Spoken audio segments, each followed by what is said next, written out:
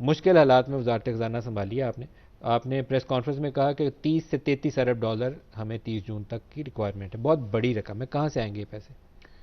बिस्मिल्लाहिर्रहमानिर्रहीम नामदून सल्ली अला रसूलिल करीम। मलिक साहब, ये मैंने पूरे फिस्कल ईयर का दिया था, 2022-23। इसमें जो हमारी पूरे साल में जो हमारी मल्टीलैटरल, बायलैटरल, कमर्शियल बैंक्स और जो इस तरह की अदायगियाँ हैं वो करीबन 21 बिलियन के करीब हैं। और जो हमारा करंट अकाउंट डेफिसिट प्रोजेक्टेड है वो करीबन 10-11 बिलियन है। तो रफली वी आर टॉकिंग 31-32 बिलियन। तो इसमें दो हिस्से अगर कर लें तो आसान हो जाएगा।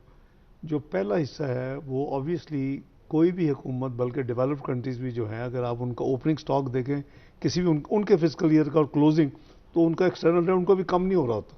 विच मीन्स कि आप नए पैसे लेके आप पुराने पैसों को वापस कर रहे होते हैं, या उसी से रोल ओवर या रिन्यू, या किसी नए लेंडर से लेके। तो एक तो ये हिस्सा हो गया। हमारा भी यही इसी तरह की पोजीशन है कि हमने जितने हमारे ड्यूज़ हैं, कई मसलन अगर आपके मल्टीलैटरल है तो वो तो रिन्यू नहीं करते ना, वो तो आपको पे करने। तो हम उसकी जो प्लानिंग है, मेरे आने के बाद हमने उसको पूरे साल की राइट अप टू 30 जून 2023 तक का प्लान हमने किया हुआ है। तो मसलन कुछ सऊदी डिपॉजिट है, मैं मिसाल दे रहा हूँ, चाइना का डिपॉजिट है, यूएई का डिपॉजिट है, इस तरह की चीज़ें। दूसरी आपके मल्टीलैटरल वो करीबन थोड़ा अमाउंट है, 1.2 बिलियन के करीब है।